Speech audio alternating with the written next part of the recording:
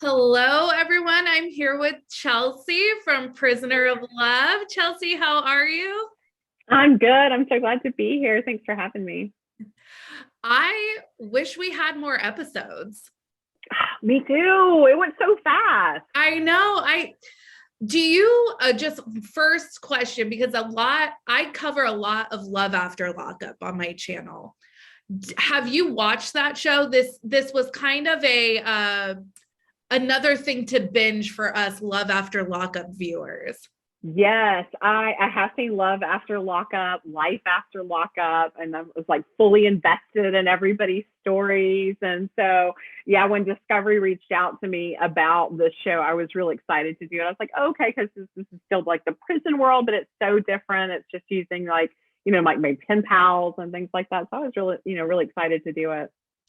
Yeah. Now I started rewatching the series this morning just so I could kind of some questions I was like, oh, she definitely answers that in the show.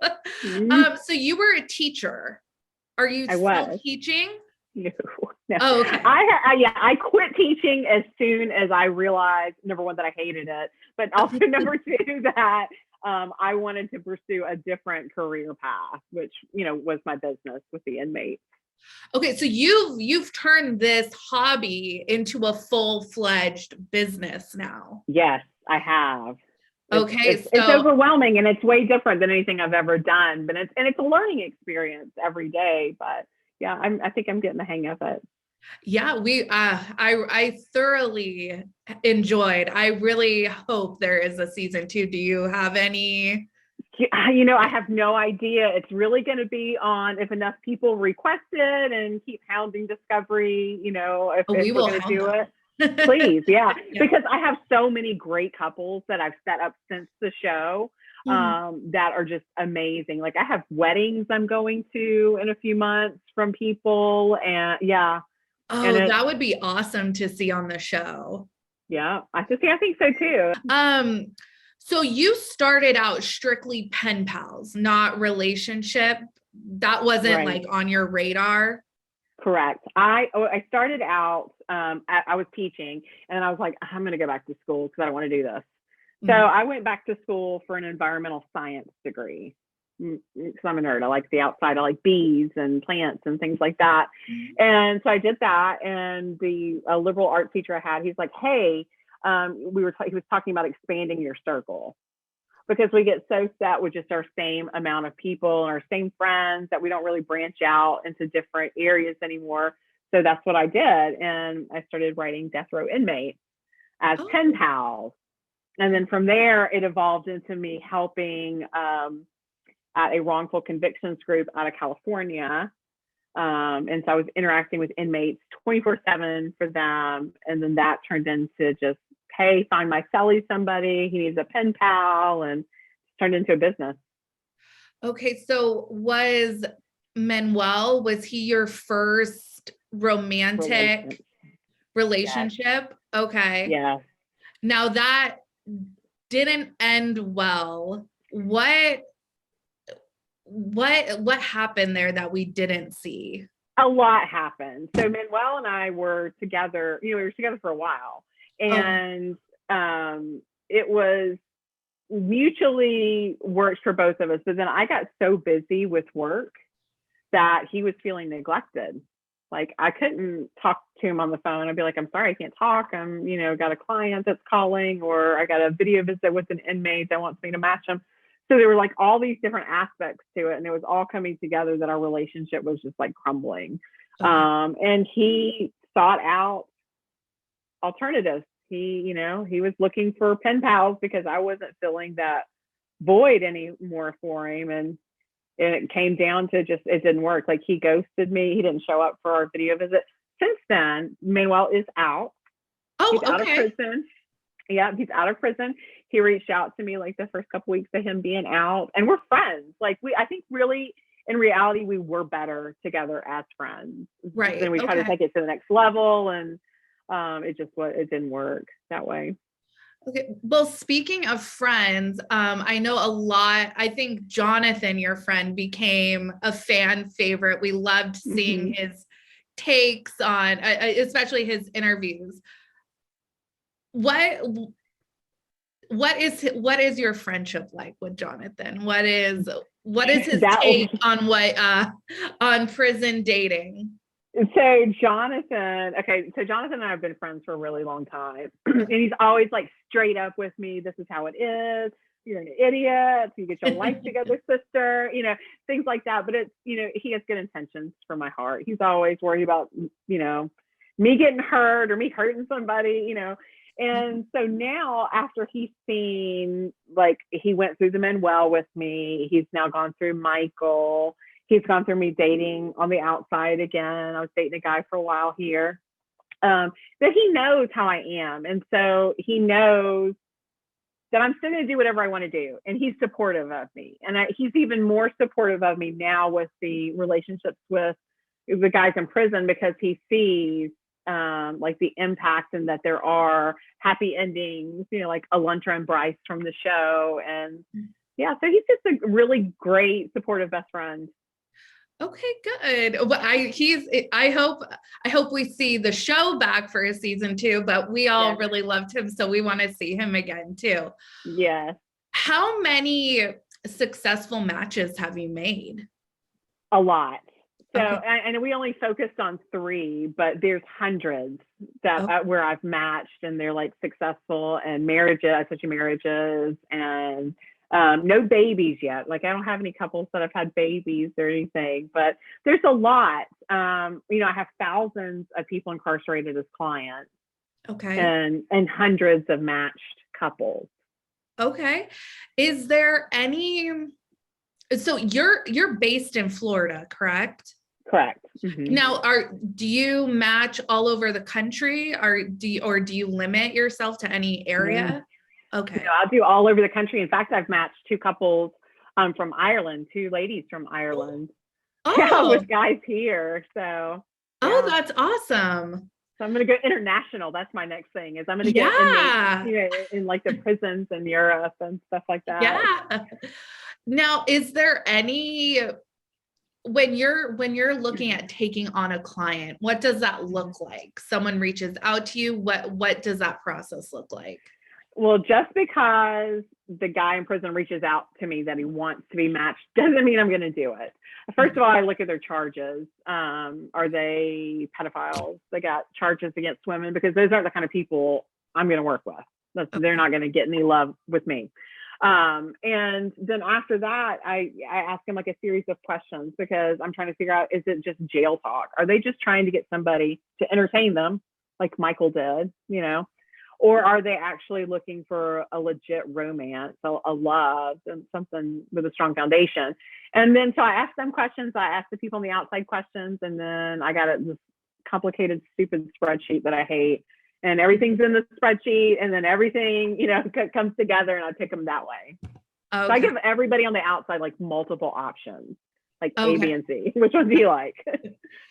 Was Michael the only client that you've ever dated? Okay. Yeah. And that was, and I learned so much from the relationship with Michael. Number one, I'm not going to date a client ever again. Yeah. That's a no. And number 2, because he wasn't my normal type, like, we don't have a type, and he was not mine. Mm-hmm. So, and he was 10 years younger than me. What do we have in common? We don't have anything in common other than, sex. Really? Was Manuel your age? I feel like we just didn't get a lot of his backstory, but yeah. He was. Oh, okay. He was. Okay. Yeah, he was my age. Mm-hmm. Okay. Now, how long had you been speaking with Michael? How long had that relationship been building when he got out? Or when he got out. Okay, so let's see. Towards the end of Manuel, Michael jumped on as a client. So that was like 6 or 7 months before he got out. So it wasn't like he got, I got with Michael and the next week he got, it was a buildup over the real relationship. Mm-hmm.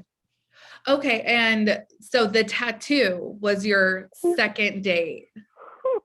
What? Isn't that funny? And I am not that person. Like, I don't do stupid, rash, decisions. Like, I think about things.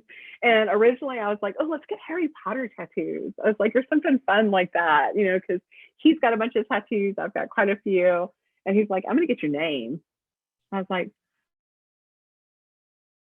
and okay. We saw your tattoo, but I feel like we didn't see his. So he got tattooed as well? He got my name, and it looks really cool.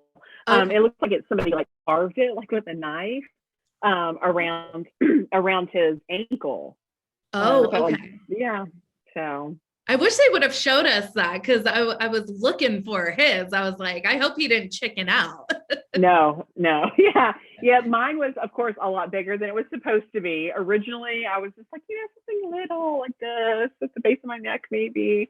And then it turned into like this across my back. And I was like, oh, but it was already like, and I think I have like that anxiety, like, when I was like, just get it over with and just do it, whatever. It's already on there. So when he had the stencil on my back and I found out how big it was, like, this is just like a commitment. Like, I get this man's name blasted on me. What am I doing with my life? At least it was able to I be love it up. now.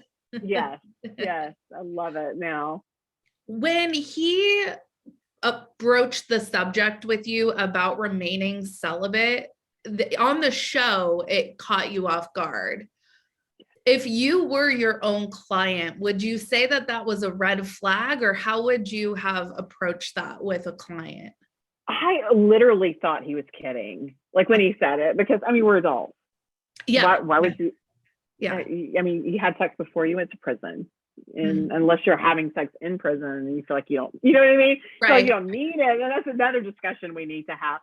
So at first I thought he was kidding, but then the more we kept talking about it, I was like, oh my God, he's not kidding. Like, he's for real. Like, this is, I don't, and I felt like, yeah, that definitely. So if one of my clients came up to me, they're like, hey, Chelsea, so-and-so said they were wanting to remain celibate. I'd be like, there's a reason. Yeah. Now, of course, as soon as Michael got out and we were alone, it changed, Right. Yeah, we saw that. He was the one, he was the one that was like instigating everything. And I was cool. I was going to let him be celibate and just come in, take your time. If it takes you a week, a month, a year, whatever, I don't know about a year, but I was willing to wait. All in due time. Let it happen. Let it happen. Let it evolve naturally. But yeah. What has the response been like from viewers? Well, I get a lot of DMs. Okay. It's stupid. Like, so like the first 2 or 3 weeks I had thousands. Okay. And it was like, hey, can you match my brothers in prison? Or, hey, can you match me? And it was, or can I match them with Dexter? They're like, is Dexter single? I want Dexter. I know. You're going to have to give us an update on everyone. But yeah, I will. Dexter and Bray, they both were such a lovely father-son duo. We really wanted them to find love for sure. So it's been good. I've had a few super hateful messages from people that it goes with the territory. But it goes with the territory. I'm like, whatever. I don't care what you think about me. Go on. But yeah, for the most part, it's positive, and my business is doubled. I can't stay on top of it. I'm debating right now if I want to start employing people to help. So I was thinking, I'll get maybe some people recently released from prison that can't find a job to maybe help out and, sift through these inmates that want to be matched, because not everybody that's reaching out to me wants to be matched. Some of them just want pen pals. Yeah. So I was going to ask you, because we saw when you took Michael on as a client, he was getting out relatively soon. Yeah. Do you have like a criteria for, would you take on someone that like had a really long sentence? That my thing is okay, a lot of times the women do not care. So if it's a real connection and they've got 10 years, 20 years, a lot of these women nowadays, they don't care anymore. Whereas before, you'd think, most a year is as long as I'm willing to wait, but it's not turning out that way. So the questions that I send to the ladies and guys on the outside that are looking for somebody, I ask them, how long are you willing to wait? Some of them will come back and be like a couple of months. I'm like, you are not going to know this person in a couple of months to have They a can't relationship. even file paperwork in a couple right? months. Yeah. Like, no. Yeah. But then some of them are like, it doesn't matter. 10 years, 20 years. I'm like, oh, okay. Then I do have some lifers, now the lifers obviously have done harder crimes. Right. But these are like the guys that when they were like 15, they were in a gang and they did a drive-by. Their brains aren't fully developed till they're 25. Right. Why are they in prison, and for the next 30 years? That's a whole other conversation. Yeah, I agree. We can talk about that later. Yeah. I will get on my horse about that. So I do have a few guys like that recently that I've matched with ladies. Okay. But some of the states, they still have conjugal family visits and things like that. So if this was like a real love connection, like you both are head over heels, madly in love, you could marry them and potentially go spend a weekend with them every few months as husband and wife. So, and a lot of the older ladies are cool with that. Yeah, if it's just companionship or, So we see a lot on especially Love After Lockup of the money, just the sheer dollar amount that people are spending. It is mind-boggling. And I heard you on the show say, don't send people money. It's like the biggest thing. Yeah. If you were to give your 3 biggest no-nos on what not to do in a prison relationship, what would that be? What would those? That would be the first one. Okay. Because I look at it like this: if you're dating a guy on the outside, and you've FaceTimed and you've had numerous phone conversations, and you decide you're going to go meet, and he says, "Hey, can I have $20?" Are you going to give it to him? No, right. I'm not. It's the same thing. Most of these guys in prison are working. Granted, they're only making like 50 cents an hour, but whatever. They are working or they have family support, and they were doing fine before they met you. So why now would they need all this money? So that's not like my biggest thing. My other biggest thing is if they fall in love too quick and they start, oh my God, I love you. Or, week 2, I'm falling in love with you now. Come on now. You don't even know me. You don't know that I snore if I sleep on my right side. Like little things that you don't know enough about the person to say you love them. That's more like I'm lusting over the thought of you is what really that turns out to be. And my other biggest thing is, do they fit with you? Meaning if they were on the street and they walked past you, would they give you a second look? Right? Right. Because they're fine in prison and willing to talk to you does not mean that they'd be fine on the outside to talk to you. And you see it a lot. And you see that, like if you look on like scammer sites, like on Facebook, and you'll see these like scary, horribly, they have no front teeth women that are 500 pounds with these like 200-pound buff, super hot guys. Like it doesn't fit. Right. Yeah. So, but those are my biggest ones. Okay. And how involved are you in the process? Like you match them and then do you take a step back or how often do you check in? What's that like? Everybody has my number. Okay. So my personal number. So if they have questions, I don't really answer my phone. Like I'm not that person, just text me. I'm just like, just text it to me. They'll text me questions all hours of the night. Hey, I haven't heard from you. I don't know what's going on. How do I handle this? Or I don't know how to put money on the phones for him to call me or anything, if they have questions about the relationship or what to do, or they think everything's moving too fast, I'm there basically the entire way with them. I'm just there on the sidelines waiting to say like, Mom, help me, that type thing. If you were to give a percentage, now you get people that come to you and then you decide who to take on as a client, correct? Correct. What percentage of the people that come to you do you think are genuine, and how many are maybe looking for not the right things? A lot. So not in the good way, not a lot that are genuine. That's a small portion. So right now I have 4,000 men that I'm trying to get posted online, and 4,000 that are interested in potentially finding love. And out of those 4,000, I'll maybe take 1,000. Because the other one, just on the questions, like if I say, what's your type? And you say, oh, I don't care. It's all about their inside. No, it's not. Right. It's not right. You are lying. Nobody says that. You know, if who is going to be the person that like lights up your eyes when you see them? And so the ones that give me those general answers that they think I want to hear, I'm not taking them. I don't want to work with them because I know that they're not looking for the right thing. Gotcha. If, you know, I met my husband online dating. Online dating is definitely a very popular way for singles to meet.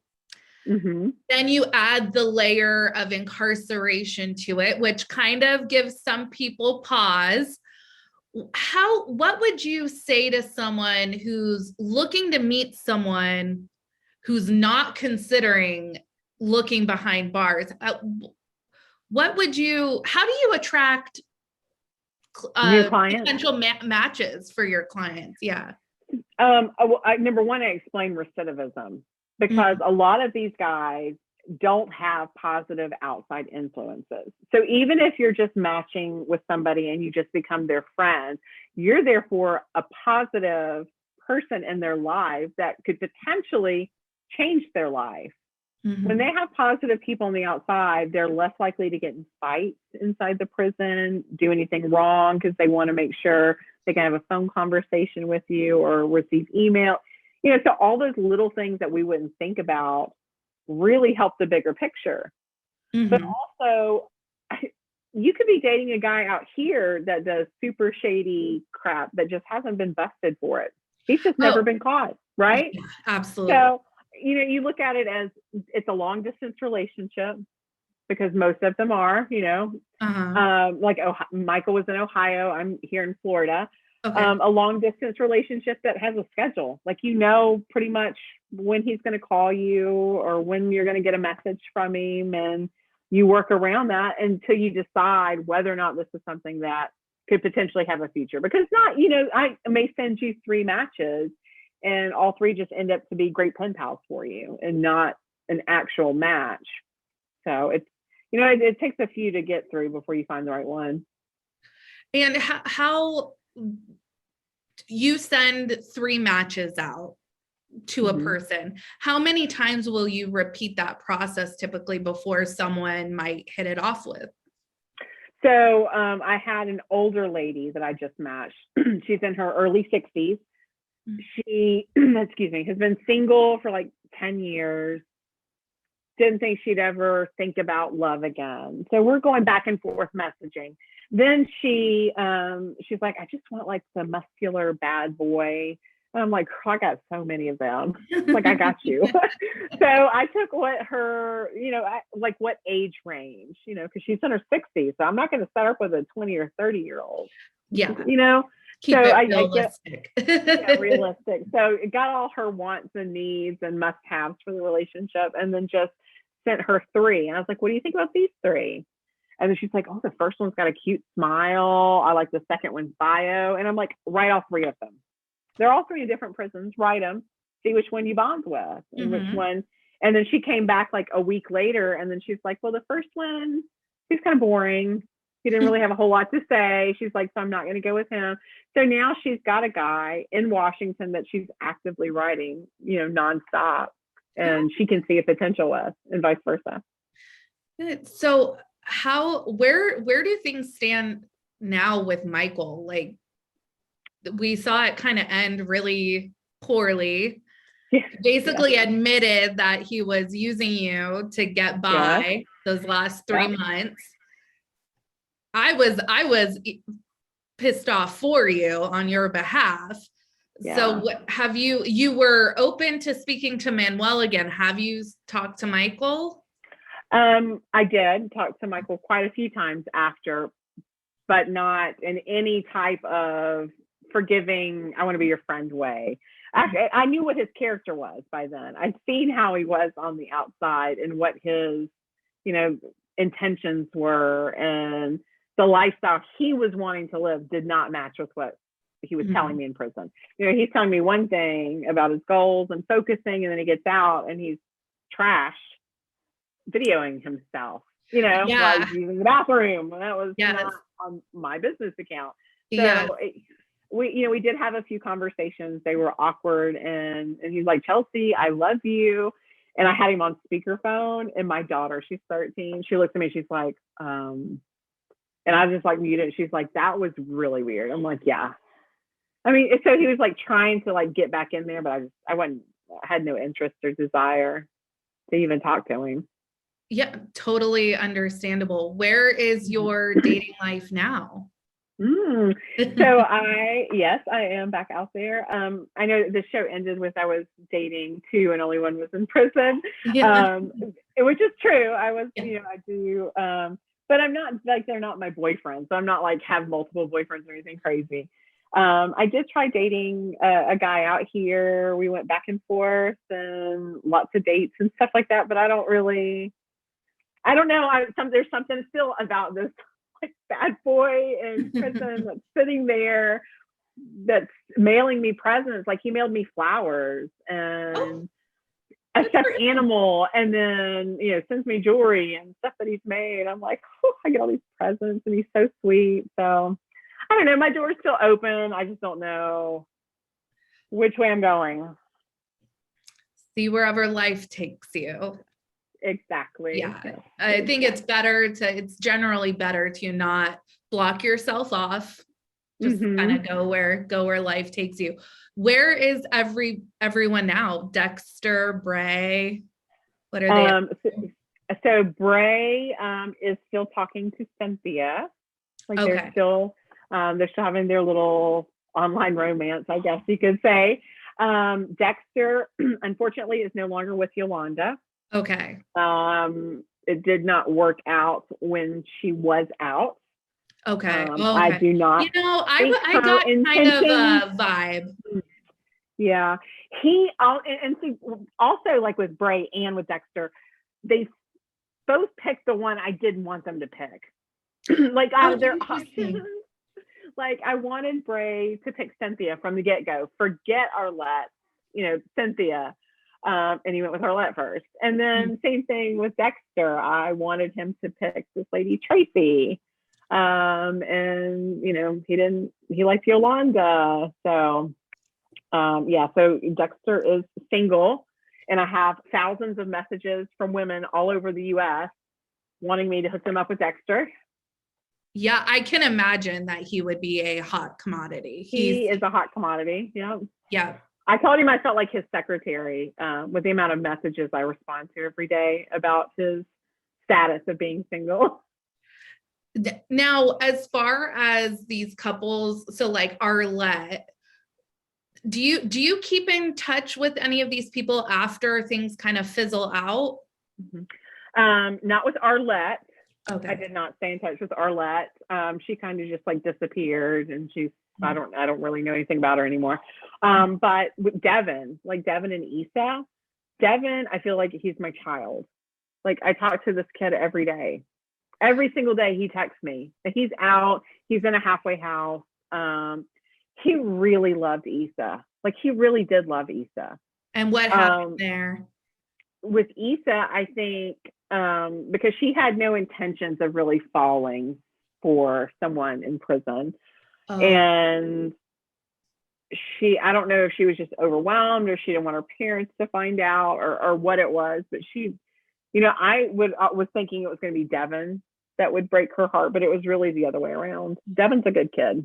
Oh, interesting. That is not how I saw it, how I watched it. And all that like really happened. Like he did send me the picture where you could see his everything right there. Yeah, all that was like legit. He's like, post me back up. I need more pen pals.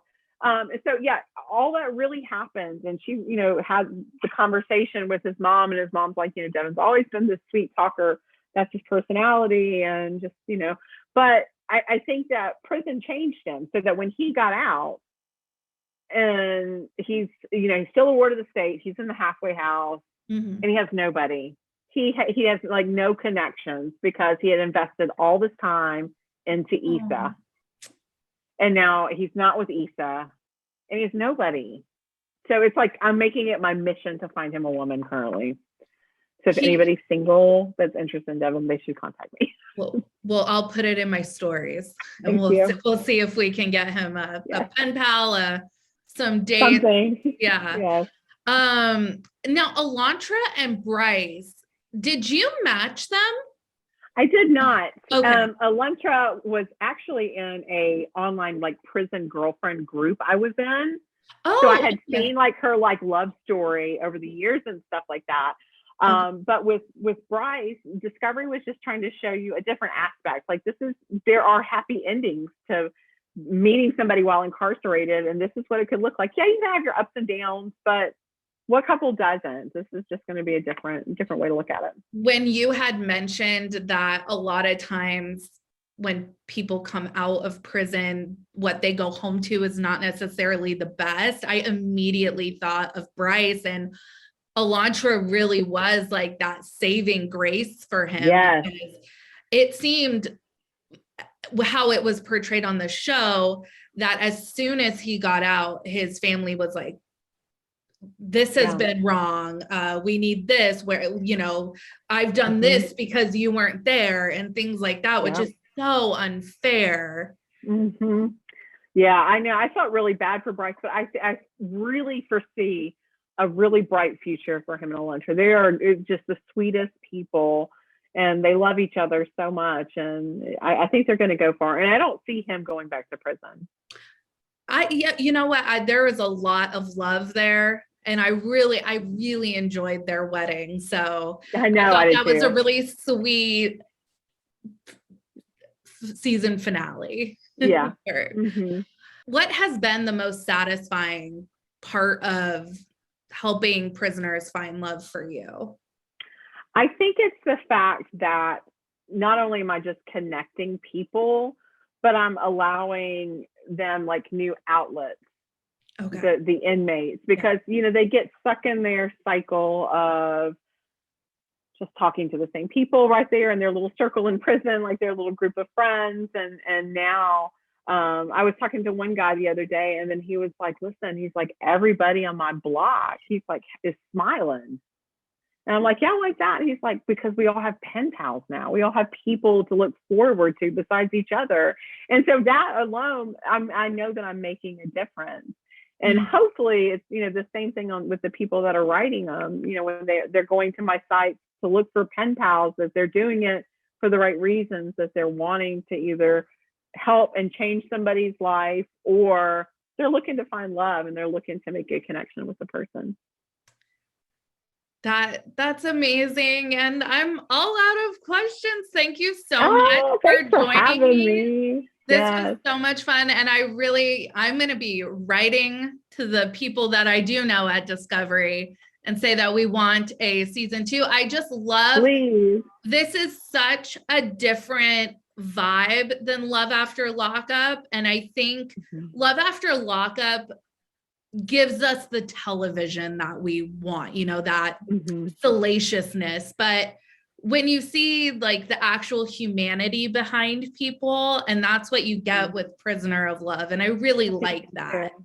Yeah, so, I think so too. Thank you. I'm glad you agree. And yes, if everybody will reach out to Discovery and let them know that we need multiple seasons, because there's so many great couples that I want to introduce the world to. Yeah. And I'm so glad that business is booming. Where can people find you? They can on any social media, Prison Love and Friendship. Also the website, prisonloveandfriendship.com. Okay. Yeah. So everyone, if you're interested, make sure you hit up the Prison Matchmaker. Please. Yes. Let me match you. All right, Chelsea, take care. Have a good one. Yeah, thanks, Sarah. Take care. Bye. Bye-bye.